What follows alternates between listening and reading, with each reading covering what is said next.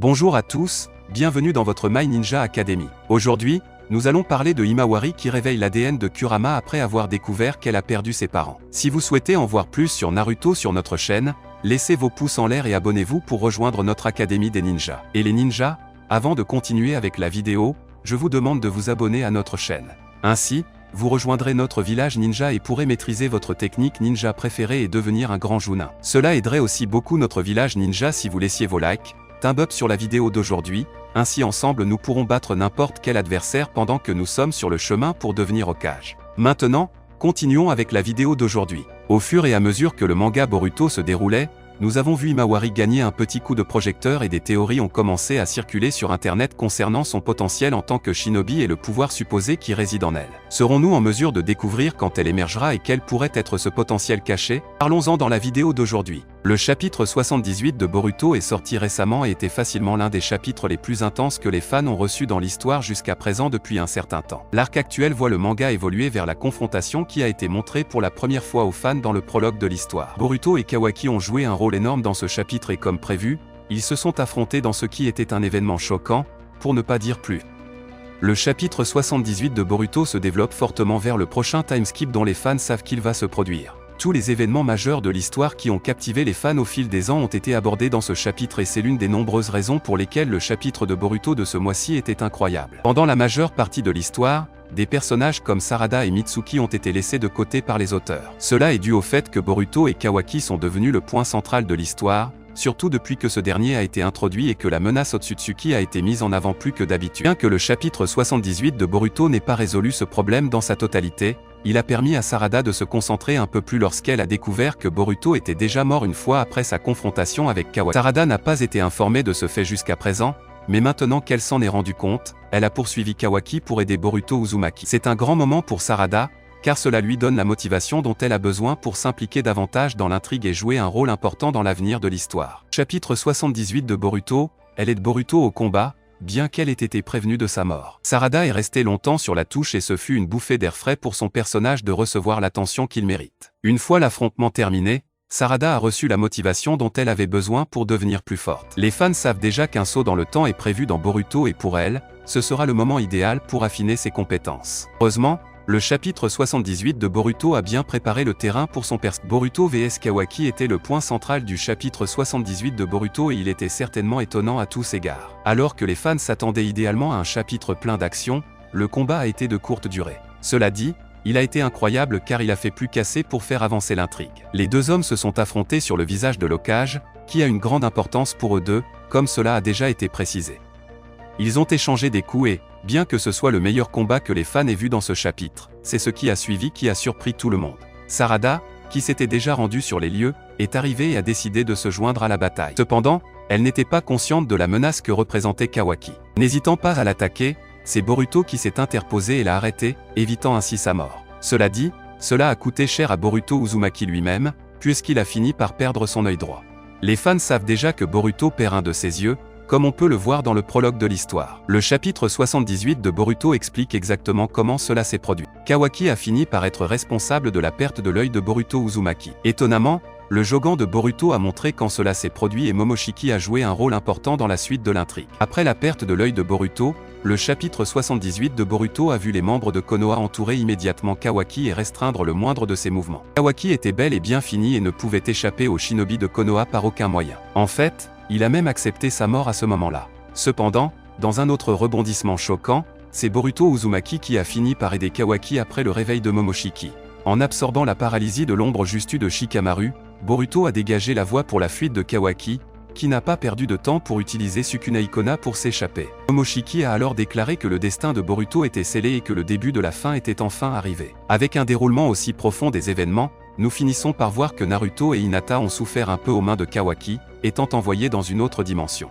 Himawari, cependant, inconsciente de cette information, vient d'arriver à la maison et a été confrontée au choc de la disparition soudaine de ses deux parents. Ce moment pourrait-il être le point idéal pour voir le potentiel d'Himawari s'éveiller? Après tout, en peu de temps, elle a été témoin de moments difficiles et de plusieurs scénarios lourds pour une enfant de son âge. Et ce sont précisément ces moments qui permettent aux personnages de montrer leur potentiel caché en eux, comme nous l'avons vu lors du propre OVA de Boruto, dans lequel son doujutsu a émergé à travers la colère. Et non seulement au chapitre 78 avec la menace de la vie de son frère Boruto, mais aussi avec la perte de ses parents et le pouvoir au sein d'Himawari, nous pouvons envisager quelques possibilités. Après tout, le chapitre 77 lui-même nous a apporté cela. S'il y a une chose que la sortie mensuelle de Boruto garantit, ce sont des rebondissements étonnants de temps à autre, et le chapitre 77 de Boruto en était rempli à ras-bord. L'histoire se dirigeait lentement vers l'inévitable combat entre Boruto et Kawaki, et jusqu'à présent, ce chapitre s'est avéré être le plus substantiel à cet égard. Peut-être la partie la plus importante de Boruto chapitre 77 est venue à la fin,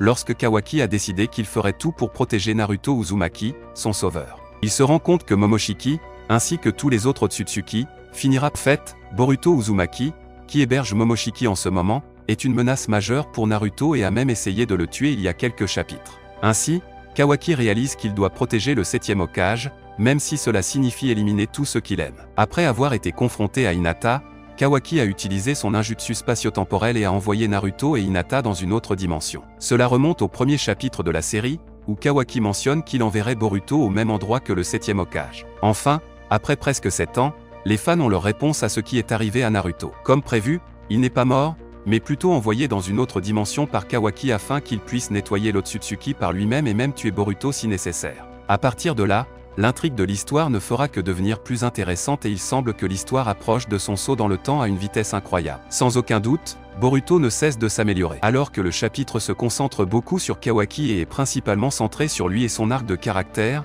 il a également donné aux fans des informations intéressantes sur Himawari, la jeune sœur de Boruto. Boruto Uzumaki sort avec Damon et tous deux sont à la recherche de Kawaki, qui a déjà lancé son plan. Damon est extrêmement puissant, ce que l'histoire a souligné à plusieurs reprises. Boruto lui-même reconnaît que Damon est terriblement puissant, bien qu'il soit un Otsutsuki. Cela dit, Damon a été agréablement surpris de voir Himawari. Bien que, à première vue, les fans pourraient attribuer cela au fait qu'il la trouve adorable, ce n'est pas le cas. Au lieu de cela, Damon a mentionné qu'Himawari est extrêmement puissante, qu'elle a quelque chose de dormant en elle et qu'elle devrait être capable de se défendre des attaques avec intention de tuer assez facilement. Les fans savent déjà qu'elle n'est pas une shinobi et qu'elle est loin d'être capable de se défendre contre des ninjas professionnels. Cependant, elle a en elle une puissance latente. Peut-être est-ce également lié à la façon dont elle a réussi à assommer Naruto le jour où il était censé assister à la cérémonie de l'Hokage. Bien que ce soit un peu léger, c'est certainement quelque chose qui entrera en jeu dans l'avenir de la série. Le potentiel d'Himawari est presque infini. Bien avant qu'elle ne commence à s'entraîner en tant que Kunoichi, Himawari a montré un potentiel considérable et un talent prodigieux, comme son grand frère. Plus encore, son pouvoir non entraîné était capable de terroriser son frère et d'assommer son père d'un seul coup lorsqu'elle était enfant. Damon a exprimé son intérêt pour la combattre, sentant une intensité non spécifiée venant d'elle. À un très jeune âge, en raison de son héritage Iga, Himawari a inconsciemment éveillé le Byakugan sous le coup de la colère après que son jouet préféré ait été déchiré par Boruto. Kakashi a exprimé combien il était impressionnant pour elle de l'éveiller à un si jeune âge, sans aucun entraînement préalable. Lorsqu'elle est activée, ses yeux normalement bleus prennent l'apparence blanche et inexpressive caractéristique du Byakugan avec les veines saillantes de ses tempes. Grâce à elle, elle dispose d'un champ de vision à rayon X de près de 360 degrés, à l'exception d'un petit angle mort sur les vertèbres thoraciques supérieures, voit à travers les surfaces solides, voit sur de grandes distances et perçoit aussi clairement le système de chakras. Bien qu'elle n'ait jamais été entraînée à cet effet, elle a été capable de l'utiliser efficacement et rapidement. En même temps, elle n'avait à l'origine aucun contrôle conscient sur l'activation de son Byakugan, ne l'activant involontairement que dans des moments d'extrême accumulation émotionnelle. À l'âge de 10 ans, elle a appris à y accéder à volonté, bien qu'elle ait actuellement du mal à le maintenir pendant de longues périodes. Cela dit, avec toutes ces choses qui se passent dans le manga de Boruto et une telle pression sur ses épaules, il ne serait pas étrange d'assister à l'éveil du pouvoir supposé qui réside dans son petit corps. Et s'il s'agissait en fait d'un pouvoir lié à Kurama, comme celui d'un Jinchuriki, issu de l'ADN du renard qui a modifié les corps de Boruto et Himawari lorsqu'ils étaient encore dans le ventre d'Hinata. Après tout, nous l'avons vu sur leur visage, qui pourrait nier qu'ils ont peut-être un petit potentiel en eux prêt à être éveillés, mais ce pouvoir est concentré surtout en Himawari maintenant. Réveiller ce pouvoir en perdant ses parents, en voyant son frère sur le point d'être tué et en se sentant menacé ferait ressortir une telle capacité, ce qui permettrait à Himawari de s'impliquer également dans les conflits de Konoha. Mais qu'en est-il de vous? Pensez-vous qu'une telle chose puisse se produire avec le personnage? Pourrait-on la voir prendre de l'importance dans les prochains chapitres du manga? Laissez votre avis dans les commentaires. C'est tout, j'espère vraiment que vous avez apprécié cette vidéo. Si vous avez des suggestions de vidéos, n'oubliez pas de les commenter ci-dessous, parce que je les lirai toutes comme je le fais toujours. N'oubliez pas non plus de laisser un like si vous avez aimé la vidéo et n'oubliez pas de vous abonner et de sonner la cloche pour ne pas manquer le contenu de votre Ninja Academy préféré.